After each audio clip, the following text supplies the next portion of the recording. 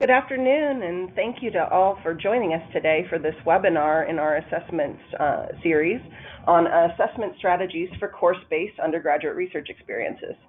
I'm joined today by Heather Hager, who's our assessment research coordinator for KER, as well as Jillian Kinsey with the Nesse Institute and the Indiana University School of Education. Before we begin, please note that all of your telephone connections are muted, but that doesn't mean that we don't want to hear from you. So we really would hope that if you have any questions throughout the presentation, that you'll go ahead and use the chat box function on the GoToWebinar panel. We'll try to get to all of the questions that come in, but if not, then we'll still have record of your questions and be able to address them after the webinar. We will have about 10 minutes at the end of the presentation to address those questions as well. The webinar will be recorded, and we'll provide a copy of that webinar as well as the slides to all registrants for this webinar. We'll also be asking a number of polls throughout the webinar, and so when you see the polls come up on your screen, please record your answer. Each one will be open for about 30 seconds to a minute. With that, I would like to turn it over to my colleagues. First, Jillian Kinsey. Good afternoon, or perhaps morning for some of you, everyone. This is Jillian Kinsey, and I, as Robin already indicated, I work at the Indiana University Center for Post-Secondary Research, and most notably work with the National Survey of Student Engagement, a large national assessment project. And I have a particular interest in this webinar content today. Not only am I certainly a devotee of assessment methods and thinking, but I'm also particularly interested in being a little bit more thoughtful about how we use assessment and do assessment well to better understand course-based undergraduate research experiences.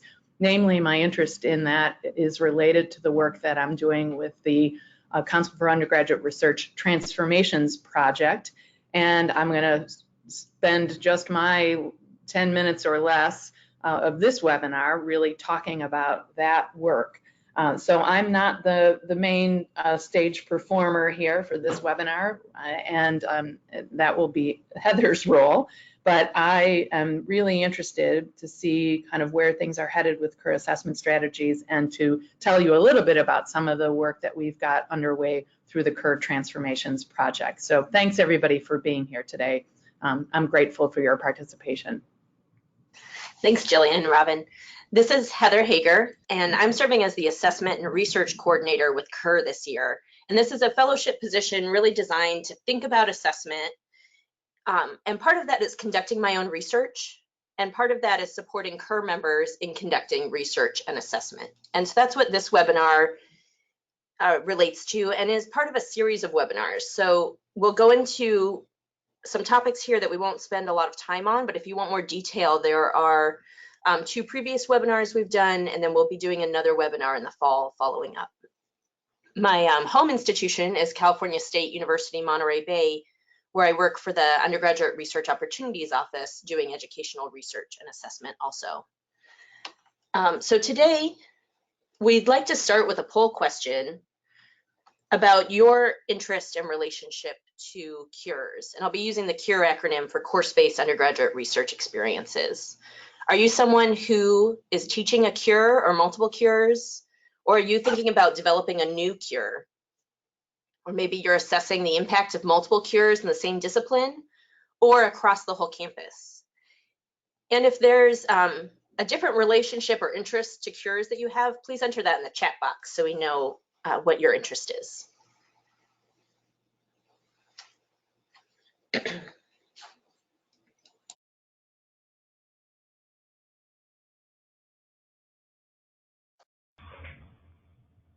We'll give you just a minute to finish entering those responses.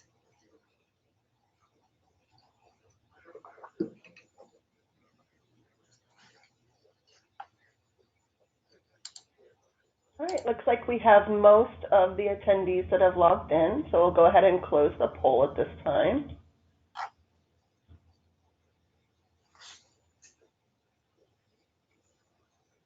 And you should be able to see the results now. So we can see that most individuals that are joining on here are an instructor of a cure themselves, or are developing a new one.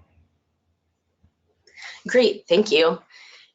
And when we come to our agenda, we can see that we spend a lot of time focusing on that, assessing a specific cure, perhaps one you're teaching or one you're associated with. And then we'll talk about also applying those concepts to if you are assessing multiple cures or cures across the curriculum. And Jillian will give some examples of that. And then, as Robin mentioned, we'll have some time for questions at the end. So to jump right into types of assessment, I want to be clear what we're talking about when we say assessment. We can talk about formative assessment.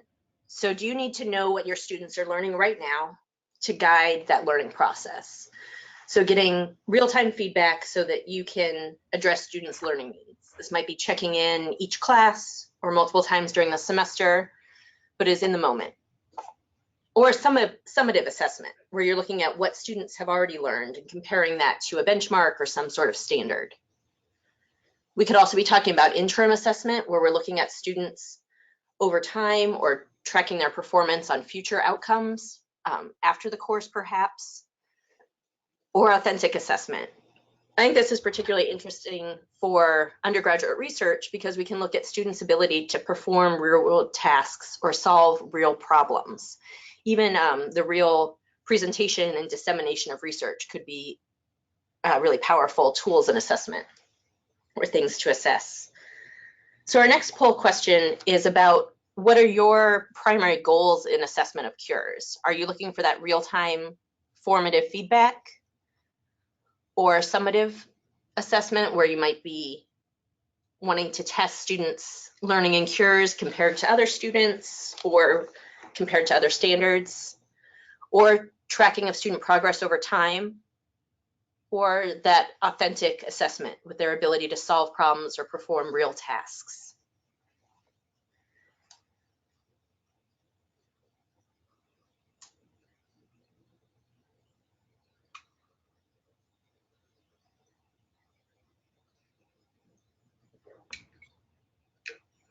We'll give just a couple more seconds to close out the vote.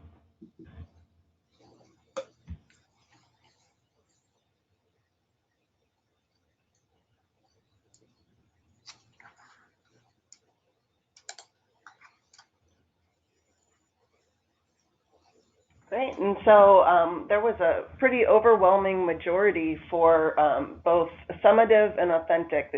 Both had about 35% of the audience that had voted for those as their primary goals. Okay, great. And that's what we'll focus more on, the types of assessment that can lead to more generalizable knowledge or overall assessment like that summative assessment or authentic or even interim. So I think that'll be a great fit for what it sounds like people are interested in. And before we jump into how to do that, I'd like to talk about the institutional review board. So before you conduct assessment, if you think that this might be more than just assessment of an individual student's learning, but really more structured so that it might be something you could publish on or present on at a conference, it might be more generalizable, you really want to check in with your institutional review board and see if you need a protocol. Most educational research can qualify as exempt, and some ways to think about improving your likelihood of being exempt are to use data that's collected through typical educational practices. So that's all the things you do in a course. It's even things you do in a lab, most types of research, or previously tested educational practices. And other people have tested course-based undergraduate research, so that's not particularly new or risky. And then also thinking about minimizing identifiable data. So if you're not doing that interim assessment where you're tracking over time, do you actually need to keep students' names or ID numbers? If there's a way to just work with de-identified data, then you're less likely to need IRB approval. And then even if you find out you're exempt and don't need approval, you want to remember that any data you collect from students is still protected under FERPA, and so still needs to be kept confidential and handled with care for that reason. Okay, now to the fun part, assessment. So as I mentioned, we'll be talking about assessing a specific cure and then also assessing multiple cures across the curriculum.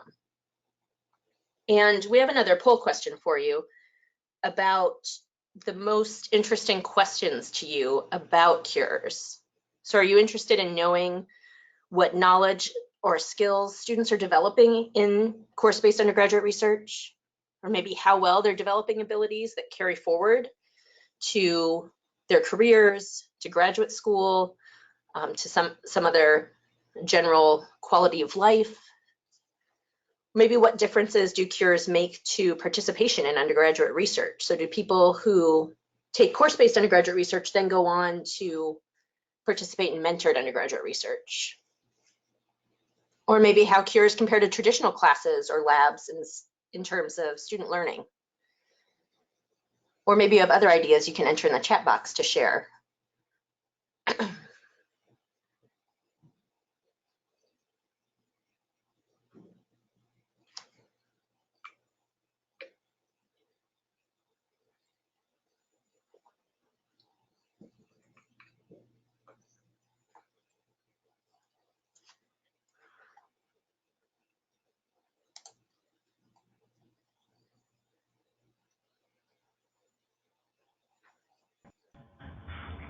So you should now be able to see the results here.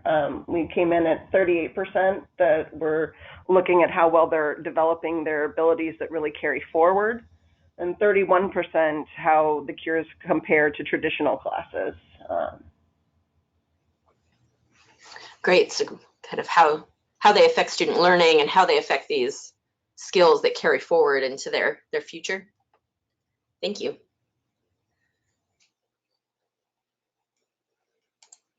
So the next step in thinking about assessment is to really think about what you care about and believe students are learning. So thinking about your learning outcomes, and then how do you know students are actually learning that or developing that? And that's true both for an individual course or at the campus level. What are your campus goals for students? And how do you know if they're meeting those goals and outcomes? And when we talk about learning outcomes, we want to make sure that they're specific, concrete, measurable, and achievable in the time frame you're assessing. So these could be different than your regular course learning outcomes because they might be skills that students are developing over time that expands beyond your course if you're tracking them longer than that. But it's essential that they be something that you can actually measure to be able to be used in assessment. And in the resources we'll send after the webinar, there'll be some links to a learning outcome builder that helps you do this, and it'll work you through.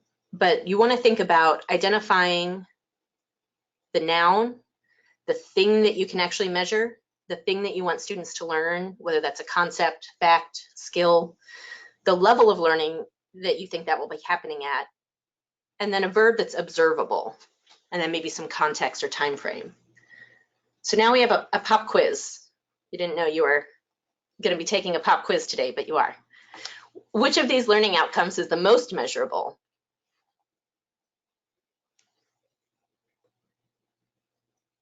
We have one that students will understand the scientific process. Students will explain the scientific process in a poster at the end of the semester. Students will write a methods report on the course project. Students will gain an appreciation of learning and inquiry.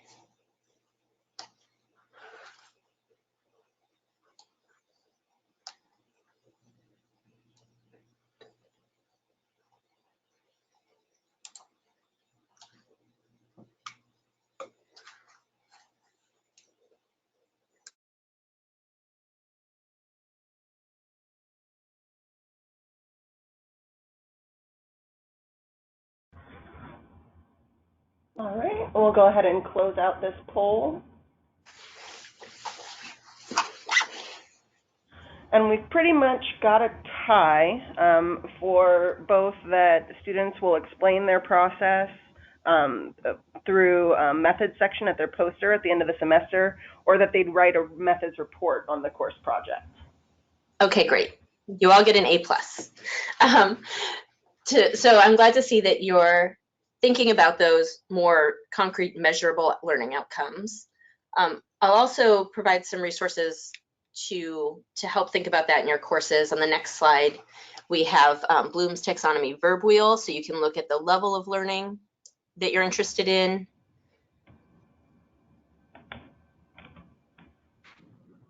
And some verbs associated with that, and then some actual products that you might assess or ways you might assess those. And if it's not measurable, it shouldn't be in your learning outcome. And I think that we have the goals for students that are tricky to measure. So I often hear talk about that we want to create lifelong learners, or students who appreciate questioning and thinking critically and examining their world. But those aren't things that you can just measure at that level. You have to think about, how would we actually tell if students are doing that? My frame of reference right now is I have a toddler, so every answer I give is followed by a how or a why. And it helps you dig in. So I would start with your learning outcomes. And if you're not sure how you would measure it, keep asking yourself, how do I know that they're thinking critically? Or how do I know that they're questioning the world around them, until you get to something you can actually see and measure and test. And we'll be sending some resources on ideas for doing that in the follow-up to this webinar also. So once we know our learning outcomes and what we hope students are getting out of the class, we can start thinking about what data we need to actually measure that. So once you have a measurable learning outcome, I usually start with looking at the course, especially if this is a course you're already teaching. What assignments do you already have that could align with the types of assessment, with formative, summative, interim, or authentic assessment? So for example, formative assessment could be a check-in, like the know, want to know, learned in questions, where you ask students to fill out what they know and what they want to know about a topic before the class, and then what they learned or what questions they still have afterwards.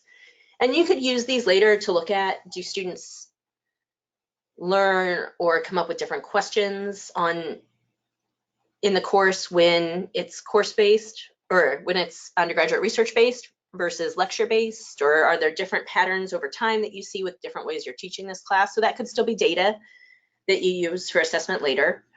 For summative assessment, is there something you're already doing to assess whether students are learning content knowledge that you could find a way to benchmark or compare to? Like, could you take your midterm or your final and create a pretest that students complete at the beginning of the semester that they don't get graded on, because you imagine they won't do very well on it, so it's clear to them they're not graded, but that gives you a baseline of where students are entering the class? Or maybe a different class that you could compare, a different semester, or a different section of the same class taught in a different way that you can compare those to.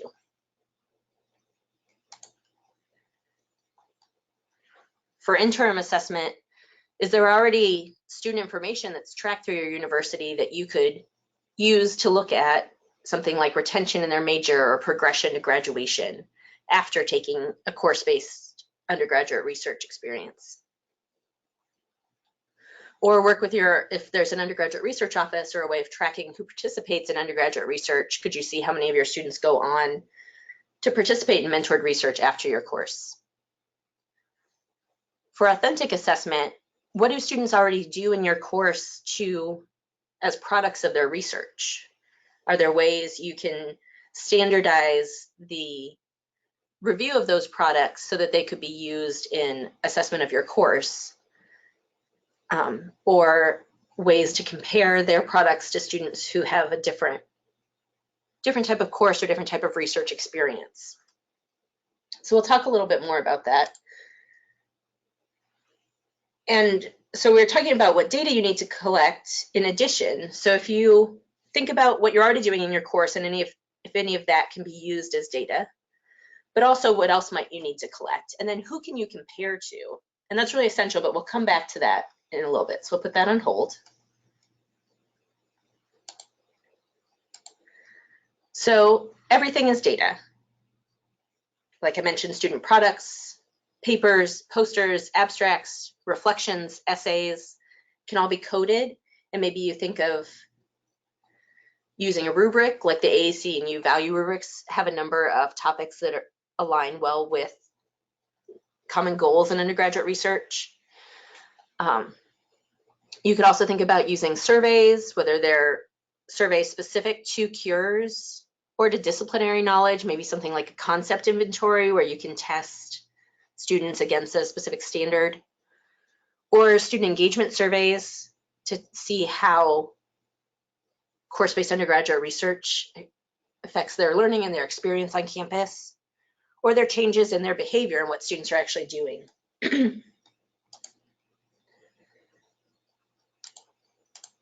Another idea is in measuring that behavioral component is thinking about something like a time journal. Is there a way to track what students actually do in your class or outside of class, and if that's different in a cure versus a regular class? This is a little snapshot of a time journal from a student's summer research experience. They don't have, it's all research and not classes, but you might be able to see some interesting differences. We did this to look at differences in different types of research experiences and what students actually do on the ground there.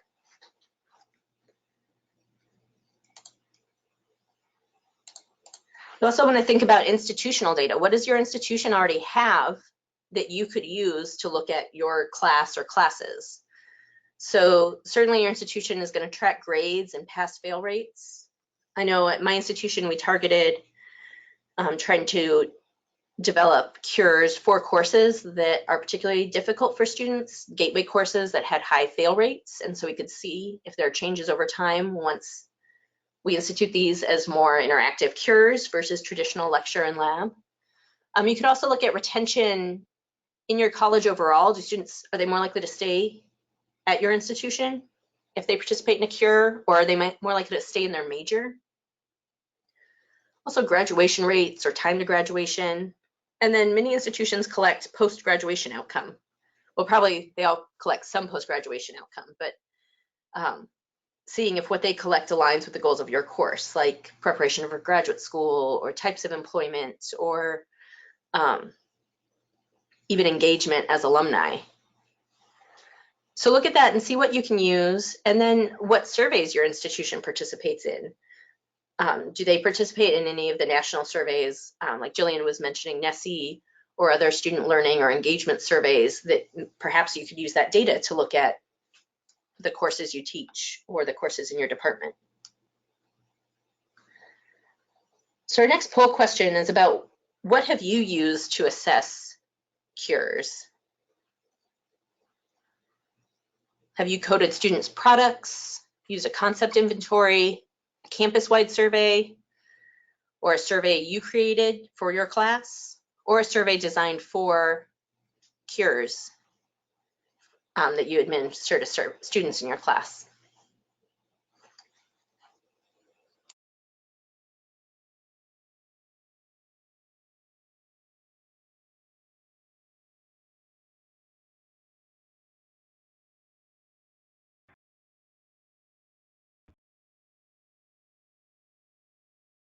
Okay, we'll give about 10 more seconds to answer the poll.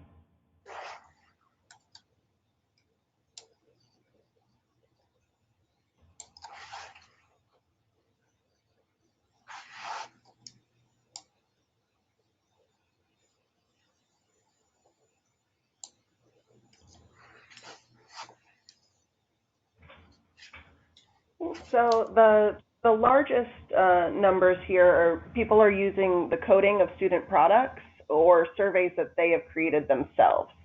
And then there are a lesser number of people that are using cure-related surveys for students in their course, but very few are currently using concept inventories or campus-wide surveys. Okay, great, thank you. It'll be nice to have Jillian talk about kind of how to use those campus-wide surveys. Since people aren't doing that yet, they could be a really rich tool. And then now we'll also shift gears to talk about assessing multiple cures. So we can think about many of the same techniques and ideas, but the challenge is finding common learning outcomes and then common measures of that learning. So we need to step back and take a broader look on how cures on campus fit together and that affects how you can collect data on them. So if you have cures that students take in a particular order or a more scaffolded model, you could think about longer term goals. Like perhaps there's data you could collect in an early lower division cure that could inform, that you could use to compare to data you could collect in students' more senior or capstone level cure and see progression on student products or changes in attitudes over time, some things like that. So we have another poll question for you about how coordinated and scaffolded cures are on your campus.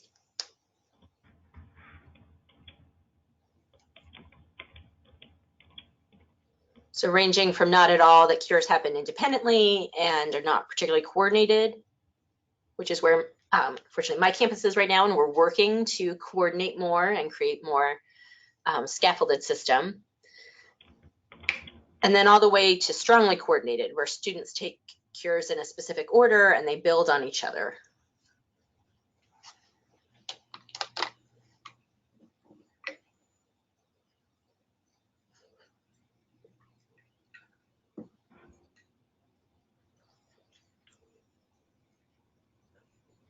We'll give about 10 more seconds.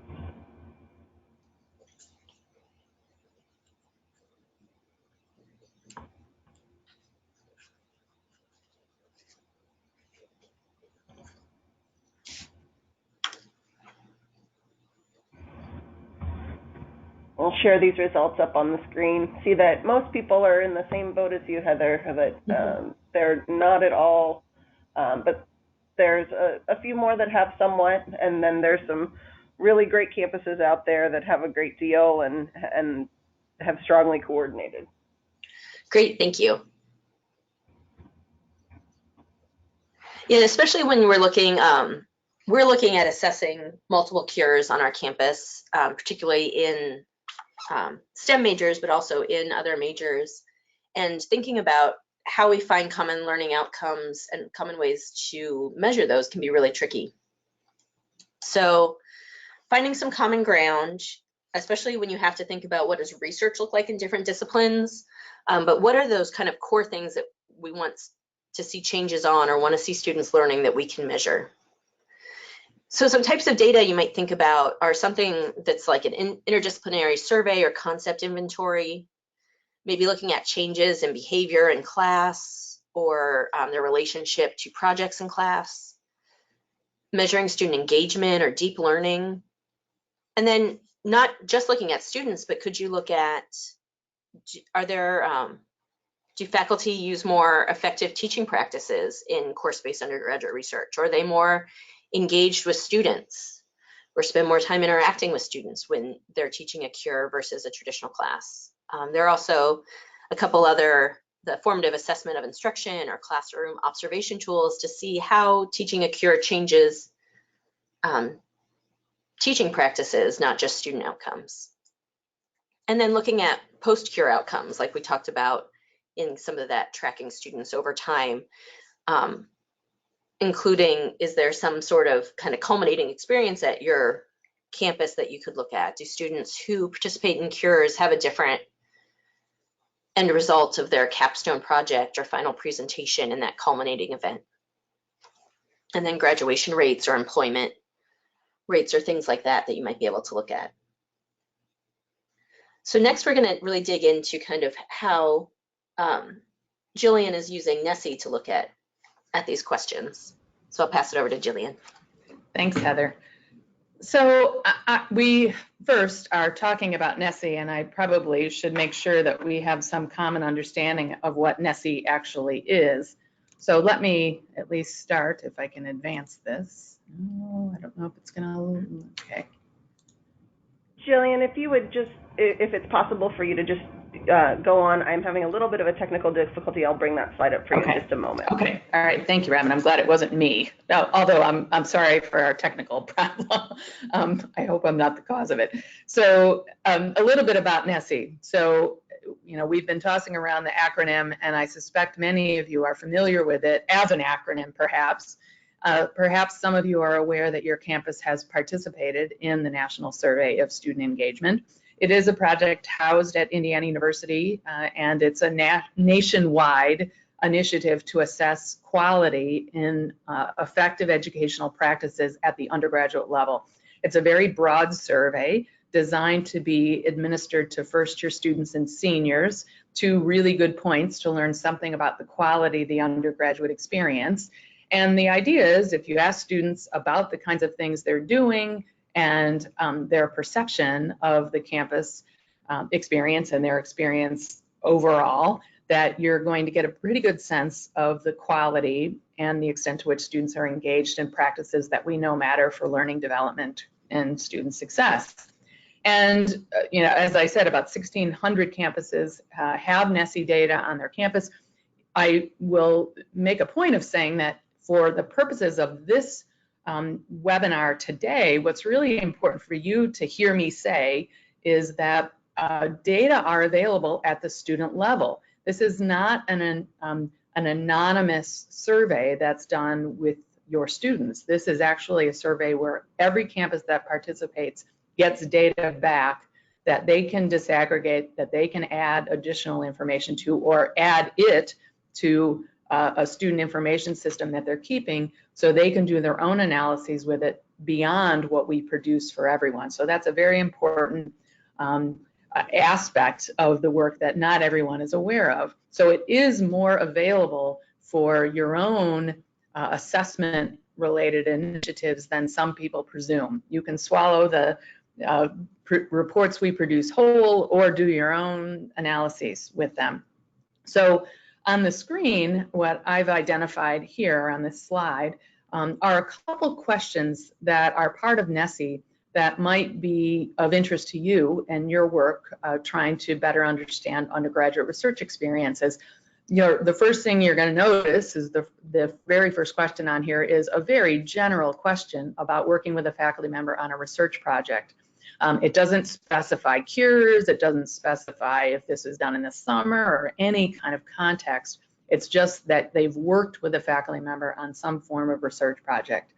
So it's a really broad question, and one that would at least allow you to distinguish, okay, how prominent are undergraduate research experiences, and then disaggregate perhaps by major to see where you're getting better penetration as a campus. Or maybe you want to look at what are issues of equity around that question. Do we see more first-generation students or significantly less first-generation students taking advantage of an undergraduate research experience? So that would be a high-level gloss to get at some questions you might have about your students' research experiences. The second question that I've identified, or actually I should say a scale that would be available to look a little bit more deeply at some of the qualities of cures, relate to Bloom's taxonomy, and those are at least on our survey, they're identified as higher order learning skills. Reflective and integrative learning, it's a whole scale that gets at questions regarding the extent to which you're working on real problems, that maybe you're working to solve real world problems or doing community-based research. There's even a service learning question that might reflect some work going on in cures if it's a truly community-based problem that you might look at for your campus results. But these questions might help, for example, the deep learning scales that I've identified here might help you look at, if you imagine that you're a campus that has implemented a really strong first-year experience that includes community-based research experiences, something that maybe a whole class of biology students or whatever the type or course students participate in. You could actually use the data from students who are in that first-year class who because of their majors or because of their coursework have experienced a first-year cure, and see if their scores on the extent to which they've combined ideas from multiple courses or connected learning to real social problems, or if they're analyzing and integrating and synthesizing at higher levels than students who did not have that kind of experience. That would give you some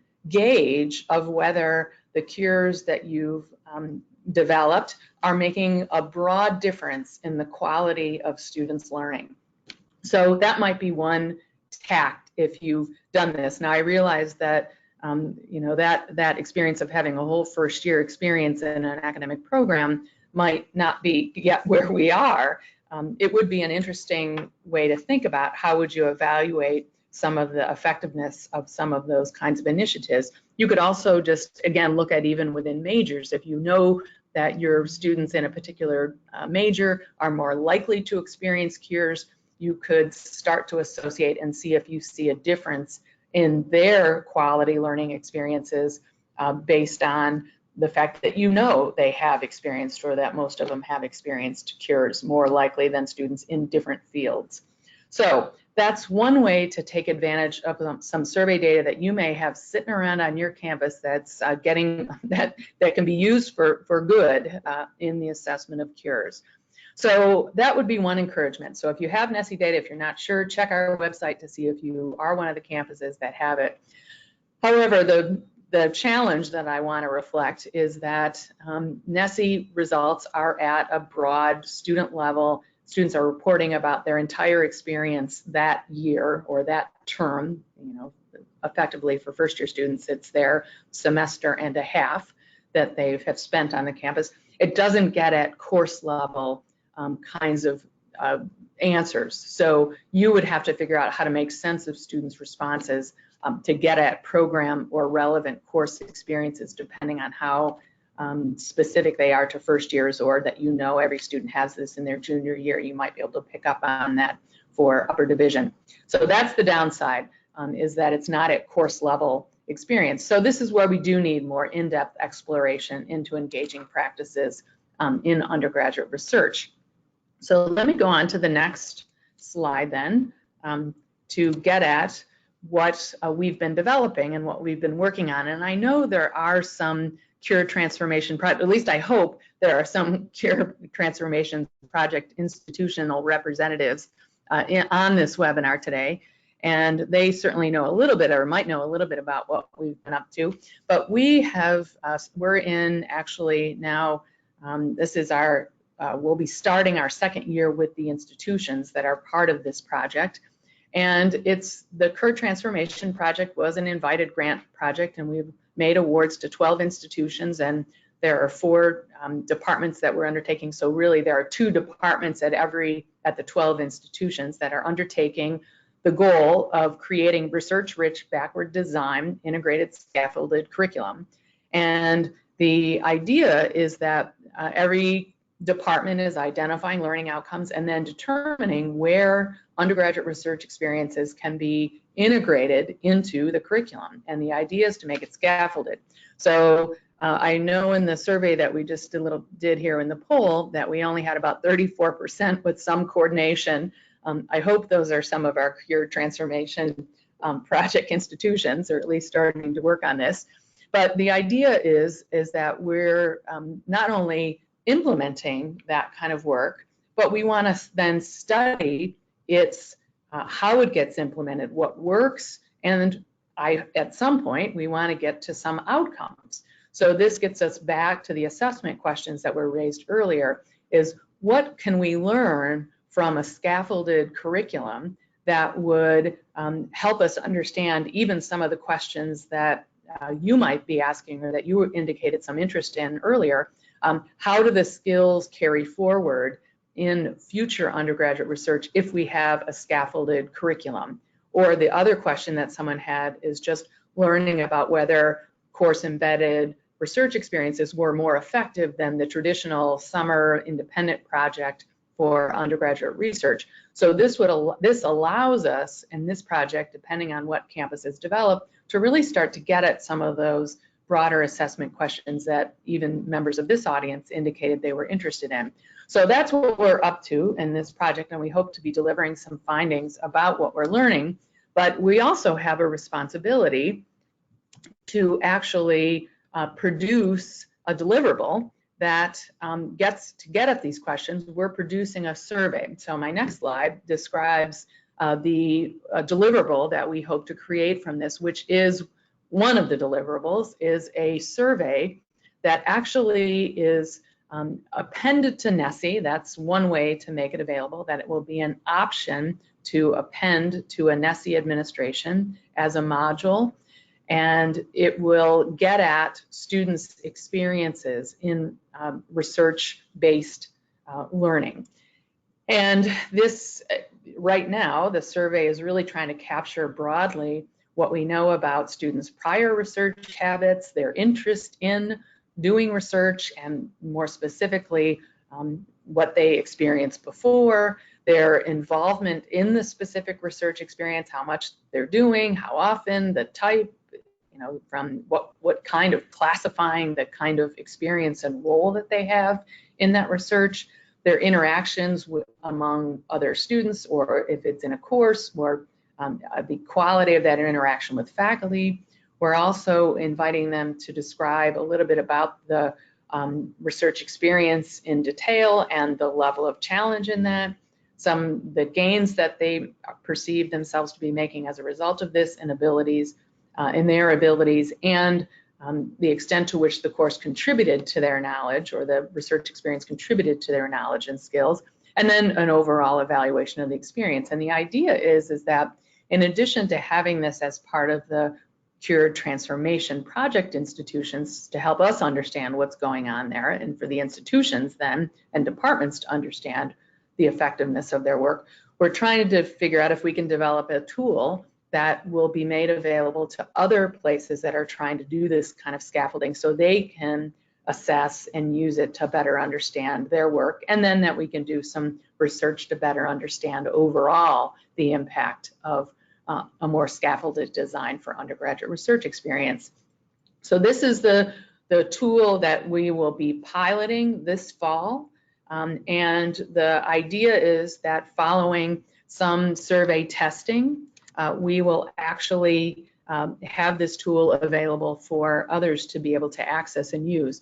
It will also exist independent of a NESI administration. So the idea will be we'll develop something that will be essentially open access, and that departments, courses could use it to do their own study, and then be able to compare, or at least look at, the nationwide results for some comparison or benchmarking purposes. Just one more word about this. We are also developing a companion tool that gets at these same kinds of questions to ask about faculty's point of view, about the undergraduate scaffolding experiences that they've been working on, that will roughly compare to some of the questions that we're asking students. So this is the idea, and we will learn from the first pilot. At some point, CURE will send out a notice, or at least indicate if there are other institutions or departments that would like to be a part of a test for this work. We'll keep it pretty small to get started. We don't want to. We want to make sure that we are doing this well. So we are going to do some tests with the participants in the Cure Transformations project first, but then we'll be making it much more available, so people can use it for their own assessment and research interests. So that's a little bit about what we're up to. I hope that gives you some flavor of the work that we've been undertaking. And I think that might be it for me. Thank you, Jillian. That sounds really exciting. You might get 98 people wanting to sign up for piloting, but okay, we'll see what we can accommodate. Yeah, I'm certainly excited to see the instrument you come up with and the results from that. To build on that, as Jillian was saying, they're piloting this and then they're going to test it. So when you're using self-reported data, you want to make sure that you're using validated measures, that someone has tested for validity and reliability. And if you use something from a survey center that, like NESI, they do the validation and testing that these are actually measuring what we think they're measuring. If you're creating your own surveys, you're responsible for doing that testing before you conduct your actual analysis. And really thinking about what students can answer. There was a question from a participant about what counts as a cure, or how do we know what counts as course-based undergraduate research, or a definition for that. And so that's an example of, if you ask students, have you participated in course-based undergraduate research? They might not exactly know what that means. So you would need to define that for them or ask about specific courses they've taken. As far as standards for what's considered course-based undergraduate research, I know our campus has kind of developed a taxonomy we use and that we work with faculty on what they think is course-based undergraduate research and rely on faculty to identify courses that meet that. I know we have Beth Ambos here from Kerr. I don't know if she has anything else she wants to add about that, about how to define a cure or what would count as a cure. Thank you, Heather. I think that there's a whole lot we could say about that. Rather than my own personal opinion, I think one of the best ways to find out about viewpoints on cures is to go into the CurQ and SPUR search on the Kerr website under publications by keywords, because I think there has been a lot published, particularly recently, on this issue. I think the other concept that Heather has brought forward in previous assessment webinars is the concept of scaffolding, and it was addressed earlier in her presentation today. So Heather, maybe I would turn it back to you and say, is there a way that you've seen in the literature in distinguishing between levels of cures based on scaffolding, starting from entry level through senior year? Anything that's more of a rubric tagged to scaffolding? I'm not thinking of one kind of off the top of my head right now, but maybe that's something we can send in the follow-up resources to the webinar, or some articles to look at, or some things to consider in that. So that's something we'll follow up on. I think for the sake of time, I'm going to move pretty quickly through the next sections because they're also available in previous webinars. So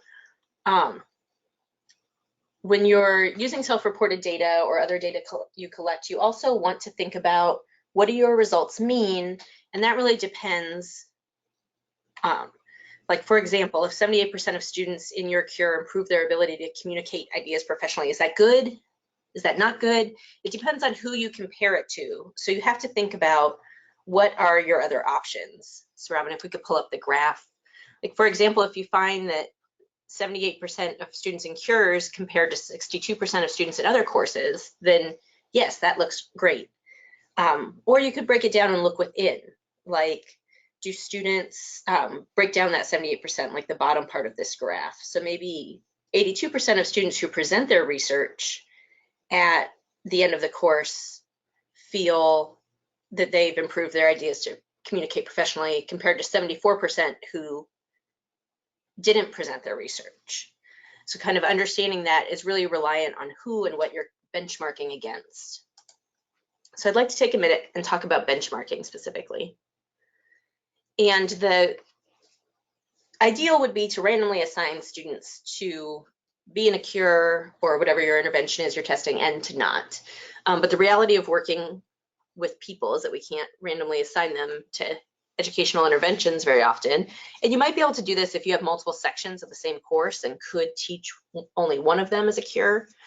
Alternatively, you could think about a pre and post test. These work best with kind of something like concept inventory or concrete knowledge content from your course. Self-reported data can be difficult on a pre and post test because people don't know what they don't know. So if you ask someone how confident they feel about their ability to communicate in a professional setting, they might feel pretty good before they've actually done it, and once they've done it, realize that they have a long way to go. So sometimes you can actually go down on a post test of that kind of self-appraisal of learning. So you want to keep that as concrete or related to content knowledge as possible. You could also track the same students over time, or do something after collecting your data to create a control group. So that would be a quasi-experimental design where you try and find a control group of students that look similar in terms of demographics or prior experiences, other things that would influence your population. You try and find students who you could match them to so that you have a more equal comparison. And then finally, in your results, you want to think about what you're going to do with these results. Is this, who's your audience for this? Are you reporting to your dean, to leadership on your campus? Are you providing a report for a grant? Are you wanting to share with other faculty so that to improve their teaching practices? And do you want to publish this? And then think about what they need to know and how you can disseminate your results effectively so that you can tailor that message appropriately. Before we get to questions, I wanted to give you some resources. There's a assessment bibliography on the Kerr member homepage. There's a snapshot of that on the right side of your screen, and the assessment link is highlighted there. If you click on that assessment bibliography, it'll take you to a Zotero library, which we've tagged articles by theme, so you can specifically look at published articles on course-based undergraduate research under the tag Kerr_course-based. And that would be a great resource for looking at kind of both how people define cures and how other people have assessed cures previously. And maybe you could model your assessment on a previous design. The Kerr community also has a great forum where there are already multiple threads talking about assessment.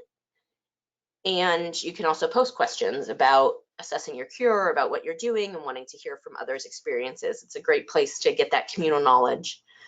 Kerr is also unveiling an assessment webpage for the first time, which is really exciting, and working on an assessment toolkit. The assessment task force is working on that right now. So I think now we want to switch to have some time for questions. Great, thanks so much. I would.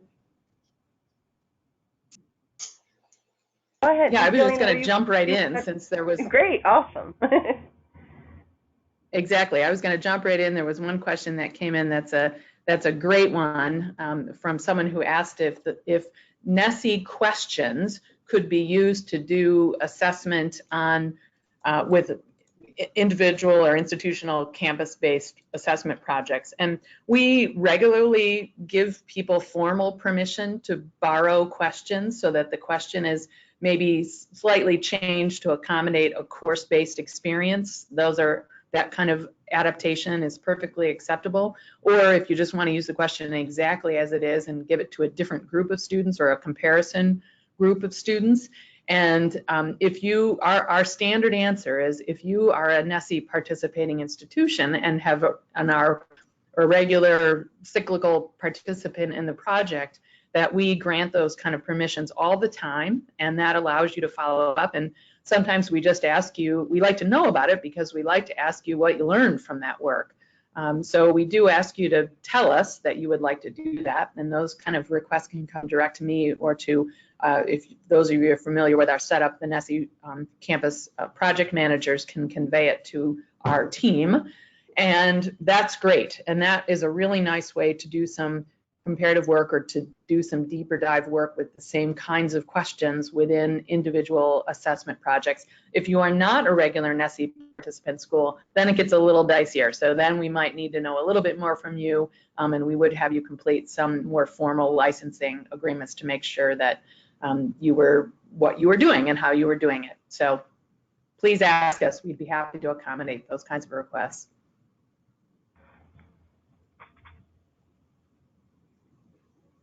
Thanks, Jillian. There was one other question that was on here that had to do with backward design, and I'll just give you the long and short of it. We mentioned that the CURE transformation project is about backward design, and the simple answer to that much more complicated process question is that you're just starting your curricular revision with the end in mind, and that end in mind is specific to learning outcomes and processes. So if you know you want to design a curriculum where students are able to do X, Y, and Z, then you need to make sure that your learning experiences get students to evidence those outcomes, and that you would be designing the curriculum based on those outcomes. You don't start with courses, you start with outcomes. So it's a slightly different way of thinking about how to build a curriculum. And then obviously for a research-based curriculum, you would be backward designing it so that there are undergraduate research experiences throughout the curriculum or at appropriate moments in that. I think backward design is a nice way to think about assessment too. If you think about who your audience is and what they need to know, then that can help inform what your questions are and what kind of data you need and what analysis you would need to do on it also. I see a question about assessing what is the best way to assess whether or not any given classroom is participating in a cure. And I think there are kind of different levels of that. And our campus has decided that we don't want to be the ones to tell faculty whether or not their course is a cure. So we have faculty self-identify, but then give them resources about components of a cure so they can kind of see how their class fits with that and whether or not they feel it fits within that definition.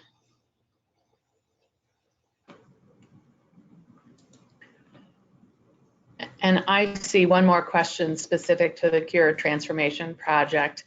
And the question is specific about when will the pilot institutions be, or when will the institutions participating be piloting the survey? And the idea is that we'll make it available as early as this fall. And over the summer, as the summer quickly passes here, we'll be asking the projects, institutions, and departments to make some decisions about what's the best site for administering that, either to learn something about either students who they believe have something to say about undergraduate research experiences, or perhaps to do some baseline work on their own campus to see, okay, we know that we haven't done anything and we want to get some baseline measure for undergraduate research experiences. So everybody's going to kind of have a slightly different reason or purpose for piloting, and we want to keep track of some of those reasons and the groups that are to whom it is administered. And the idea is that that would happen in the fall so that we can do some testing on it, but some places may not be ready, or that might not be optimal timing. So spring is when all will do it for sure, so that we can, but we want to make sure we know what we're measuring in that, if it's a brand new audience of students or if it's a group of students who have really gotten some experiences and you're trying to get a sense for how developed your work has become. But that will be available starting in the fall. I also wanted to point out that we have a couple minutes left that we'll keep answering questions. And if we don't get to them in the time of this webinar, we'll be following up in writing and providing some resources afterwards. So one of the questions is there a place to go when developing learning outcomes and finding specific examples? And yes, I'll include a few different resources on that, on some ideas for measurable learning outcomes and ideas on how to assess them also. So that'll be in the follow-up resources.